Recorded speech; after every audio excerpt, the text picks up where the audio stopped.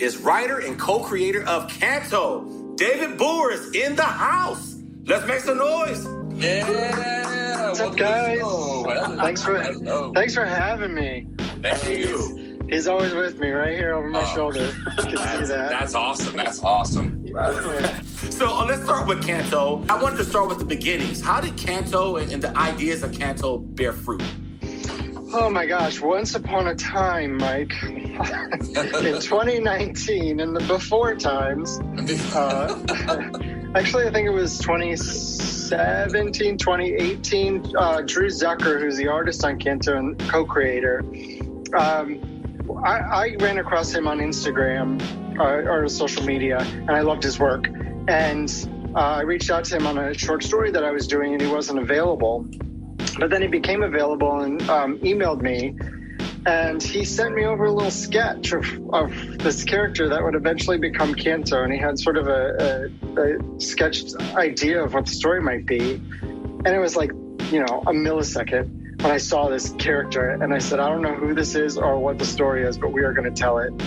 I just connected so strongly, so quickly with that character design. And I took it and I kind of took the idea apart and put it back together. He brought a lot of the Dante's Inferno angle to it. And I love, you can't see it behind me, but I show this off constantly. This is a 1901 copy of Wizard of Oz. Whoa. That I've had since I was 12, that I bought at a used book sale in my hometown when I was 12, and I've had it, since then. So I'm a huge Wizard of Oz fan. So I kind of brought that influence, and he kind of brought Dante's Inferno. I read up on that, and we melded it together and created, what became that first arc of Canto, where he goes out in search of his people's hearts to save his beloved. Then it got such a good reception that we already had ideas. We knew where the story was going to go over, like, where Fellowship of the Ring's going to go. But, we also knew where Return of the King was going to go, so we know where we're going to go with this. There's another arc that's coming. Right now we're in the midst. So it was Canto, If I Only Had a Heart. This one right here. We just got released, I think I have a copy right behind me, of Canto 2, The Hollow Men, which just got, the trade came out. Canto 3, which I actually have a copy right here as well. Canto 3, number 1, actually just came out about two weeks ago. Right. Chris, yeah. I think that's when you and I saw each other. You signed that book for sure. That I got that book signed that day. So we just started Canto 3, which is Lionhearted. And then we've got a fourth arc that's coming called A Place Like Home. So if you're tracking this at home, number 1 was If I Only Had a Heart, which kind of was inspired by the Tin Man. Hollow Men, Canto 2, is kind of inspired by the Scarecrow. Canto 3 is Lionhearted. It's about courage and the lion. And A Place Like Home is going to be, kind of channeling Dorothy's journey through Oz and back home. So we're kind of spinning out the story. We were super happy to tell one arc of it, and now we have the very good fortune to be able to kind of see it all the way to the finish line, and we've known where it's going to end all along. What is the actual collaboration process like with Drew? We talk daily. He sends me progress art. He sends me, panel level sometimes if he's struggling with something, or if, just wants to update me. When we start the process of a new arc, I will send him an outline. Here's a paragraph or two of what's going to happen. And it's very visual. I try not to be super detailed with outlines, but I end up being extremely detailed. So he has a very good sense of where things are going and what designs we need to do for this next arc, what characters are coming back, what we're creating for new. And then we start the process of scripting. So I'll script. I do the... I don't remember if it's DC or Marvel. I think the Marvel method is where you just are like, here's 2 sentences, artist, you go do the rest. Yeah, no, I don't do that. I don't do that to him. Sometimes, every once in a while, I'll do that. It's like this spread right here that I just showed you. I think the description was probably, 2 or 3 sentences. But we've been working, this is like our 15th issue that we've been working together on. So you can definitely we've developed our own language. So I can shorthand a lot of stuff. I can refer back to things that we both know. So I will do the outline, and then I'll start the scripting, and I will send him scripts. He'll do layouts. He might adjust some things here or there. I'll do layouts. I'll approve those, and then he'll go to art, and I'll start in the next script. So it's a pretty seamless process, and honestly, our deadlines are so stacked up that you just have to keep going. You can't linger on Makes stuff. sense. Makes sense if you want to be successful. Both if you're struggling, you can't linger on it. You just have to power through. Or if you just want to sit back and pat yourself on the back, there's no time for that. You have no time for joy or despair. It's just work. Keep going. The idea that you can have an artist that you're so closely linked with, I think shows through in the story. And I think that's one of the key magical ingredients that made it successful, was that we found a groove and we just kept with it. And, what came out on the other end, I think it's like alchemy, right? You have paper and you have, the pen, inks, and you have the script and everything. You put it together and you hope it comes out as gold and not just, Homer's garbage statue. So you mentioned Canto, I read too. You mentioned up to Canto 4. So Canto 3 came out a couple weeks ago, and then there's going to be another arc, Canto 4. I was going to ask you, is there an ending in sight? And clearly there is. But I really thought it was interesting how you guys are telling the story, instead of it being this continuous story. Adventure. Right, that there's breaks. So are you planning on doing this type of storytelling in the future as well, in addition to Canto? Well, there's a couple reasons for it. One is very practical, which is number ones on single issues sell so much more than number 7. Unless you're a particular series, to start over with another, doing Canto 2, Canto 3, number 1 helps us get back momentum. Just from a purely practical sales marketing perspective. But then, I just, in film, you watch movies and you watch sequels, and I just love that catharsis at the end of the first, I keep talking about Lord of the Rings, and at the first Lord of the Rings, there's more story coming, but you also you can take a breath.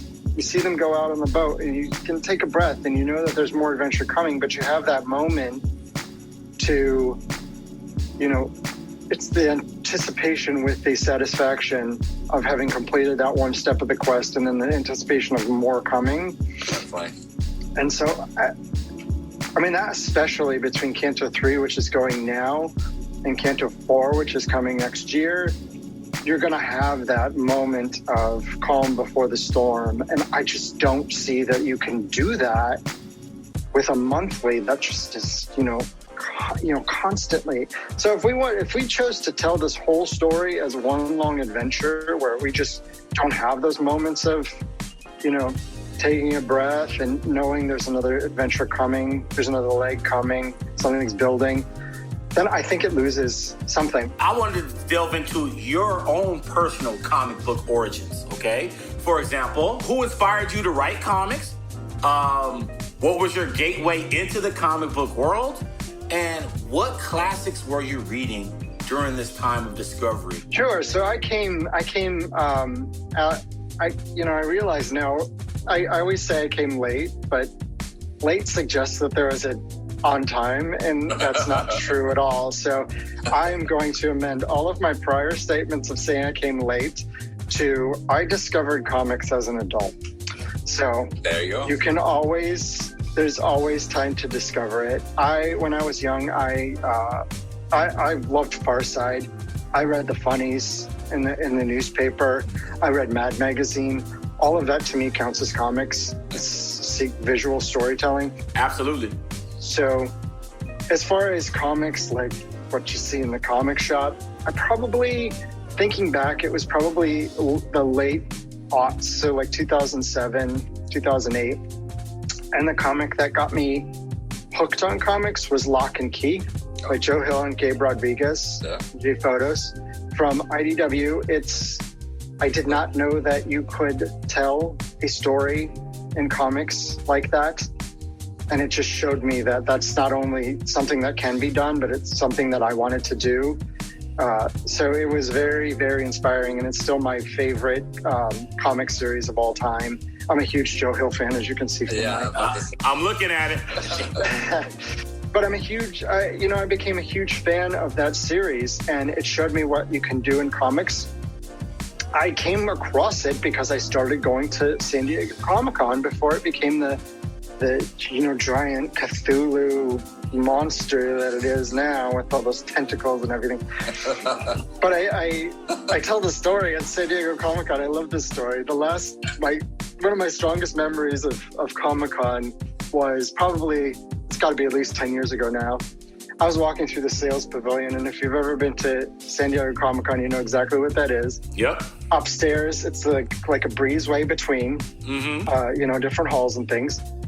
And there was probably 30 registers set up with people manning them. And you could, at any point during the show, decide, hey, if I want to do this again next year, you can buy your pass for next year. And on a Friday, I think it was, there was nobody there in line. So I was like, I just should get this chore out of the way. So I walked right up. I bought a 4-day pass for the next year. And then if anybody has tried to do it in the last 10 years, it's like the Hunger Games. You've got to kill a bunch of... So that's one of my I love that memory. It's like, those days when you could just waltz up and say, don't you know who I am? And they're like, we don't care. Just here's a pass. David, we have similar comic book origins, almost to a T. I started getting into comics in my 20s, like 2006 or 7 or something like that, maybe 2005. And I read a graphic novel, and I liked it. And then I was with my roommate, and he said, hey, Comic-Con is this week. You want to go? We bought the tickets that week. That's it. And we were able to snap Thursday, and then the rest is history. We actually pinpointed the time, the year when like Comic-Con went from, Little House on the Prairie to like the big city, right? And Metropolis. Yes, right. We blame Twilight. We blame Twilight for that. It was Twilight. Like the moment we saw all these teeny boppers like at Comic-Con and they were waiting in line. The list of things you can blame on Twilight just keeps getting longer and longer and longer. I remember being down there in the Hall H. I think somebody got hit by a car that year. Oh, shoot. A Twilight fan was running across that main street, and I think she got hit, and it was like this big deal, and it was not, Twilight is not worth that. So you agree with Mike's statement? Yes, it's Twilight killed Comic-Con. They killed Comic-Con. Damn it, Twilight. I think Twilight made a lot of people go, and then it was like it's a self-fulfilling prophecy, right? Twilight made tons of people go, and then the studios looked at that and they're like, oh my gosh, if we put big movies here, tons of people will go. Yeah. And then they did it again. People came, and then it just spiraled out of control. I mean, it's still, I really hope we can get back in 2022 because it's just its own unique thing, even with all the people and the hassle, and it's so expensive. But you get down there, and it's such full immersion that Sunday when the normies start trickling back into the gas lamp, like, no, sunlight, pool parties, normal people. How dare you? David's got jokes. Stash question. Do you still collect comics? And if so, what are some of your favorite comics?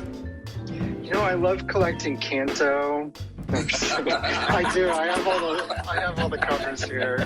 I don't necessarily collect like single issues. I will buy single issues, especially number ones, and then go back to the trades for them.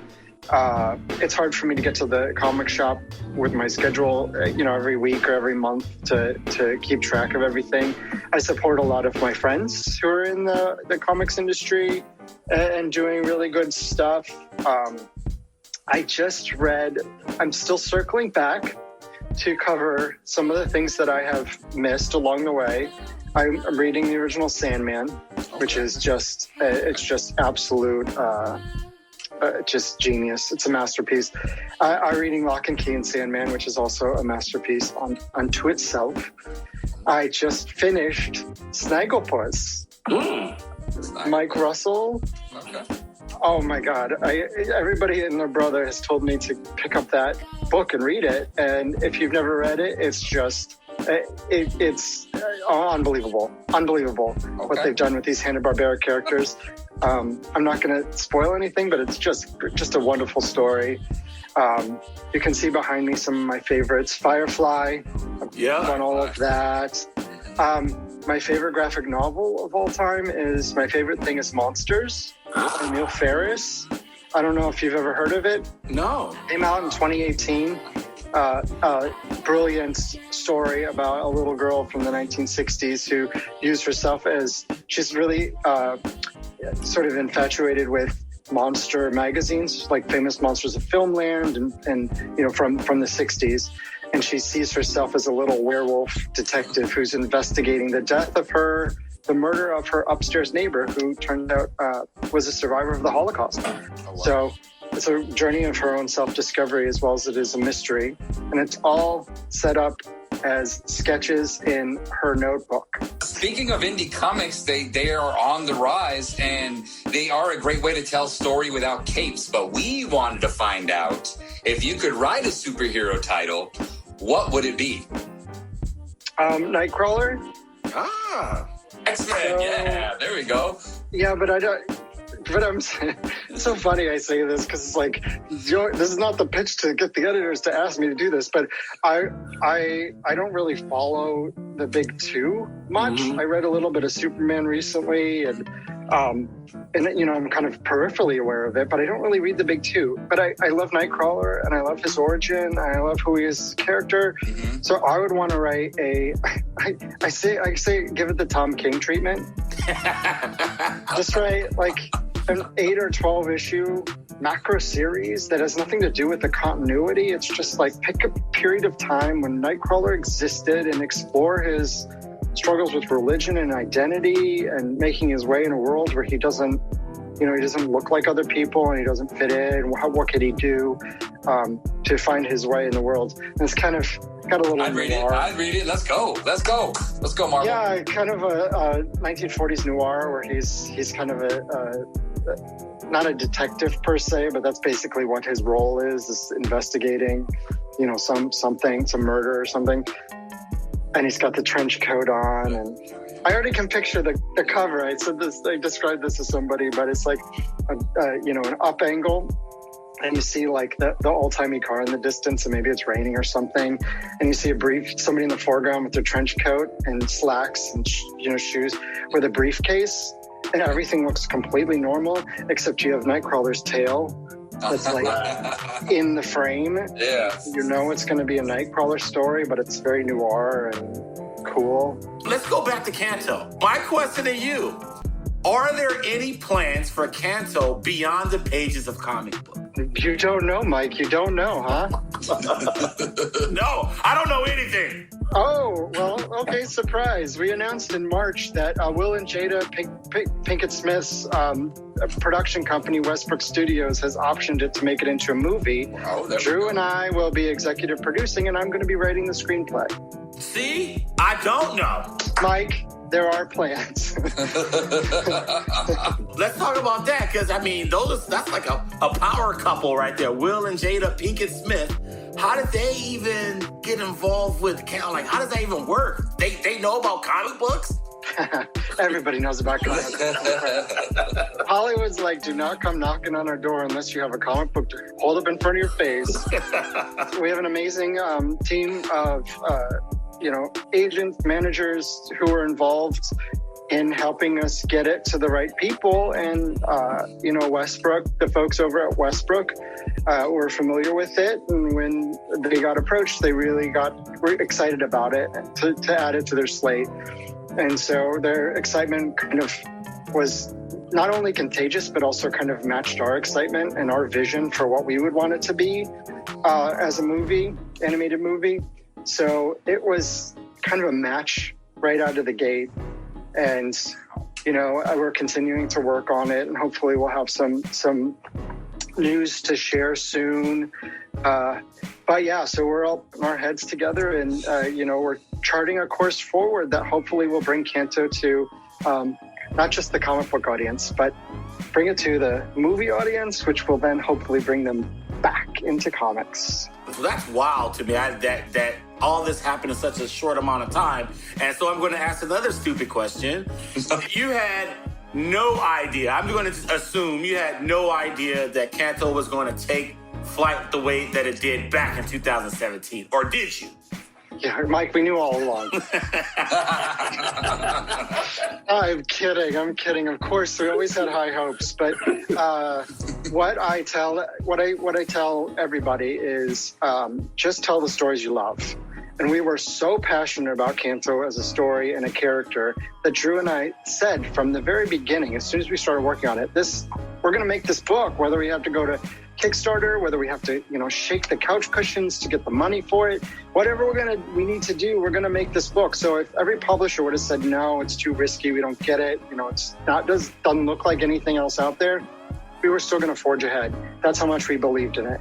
That's awesome. And I think that in turn feeds on itself, because we are out there pounding the pavement, just, publicizing it and just getting people to come on board and just doing everything that we could possibly do to promote it.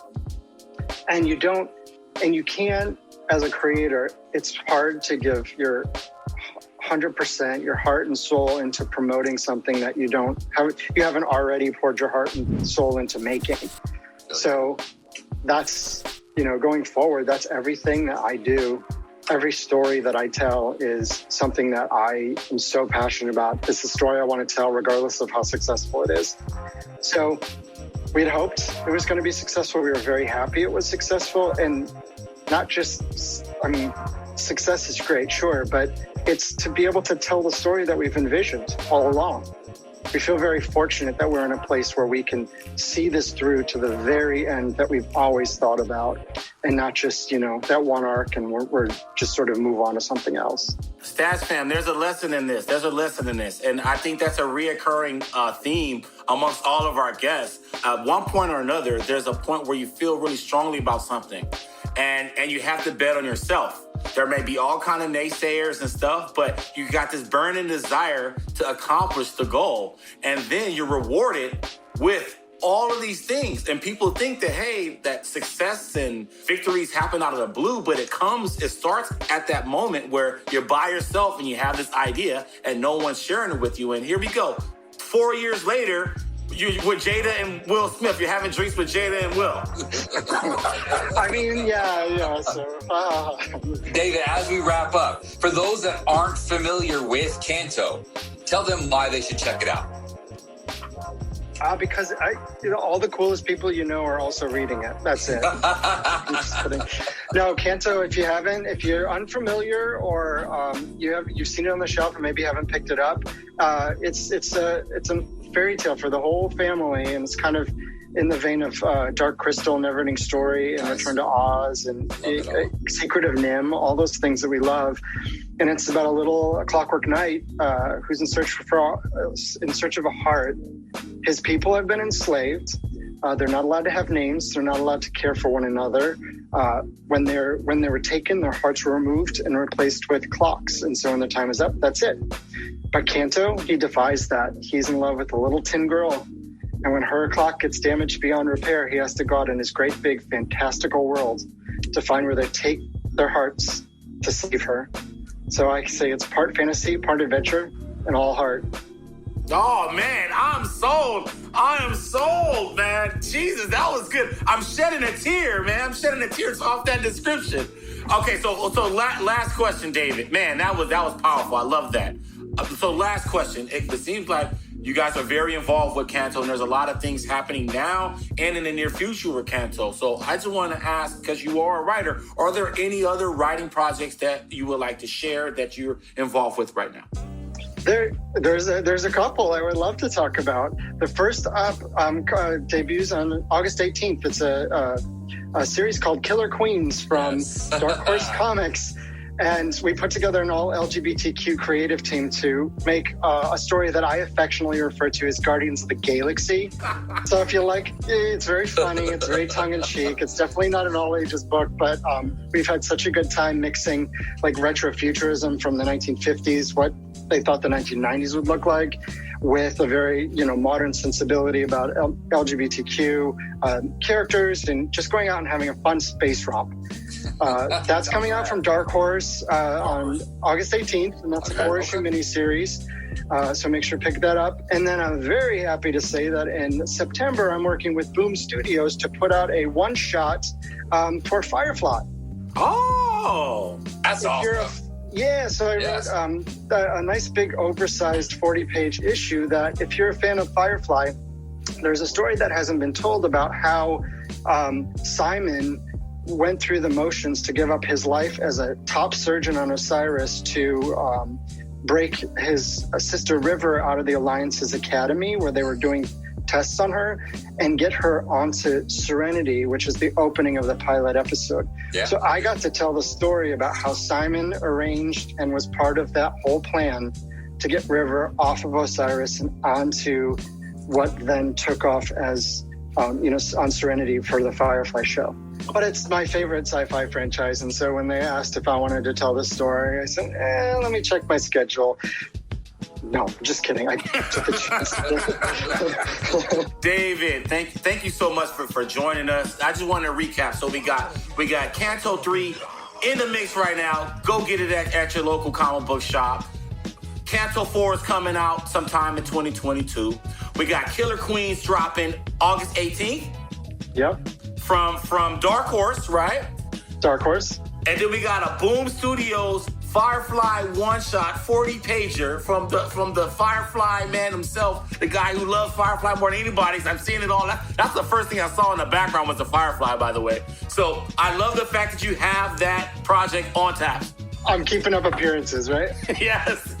Then, I didn't know, it's silly on me.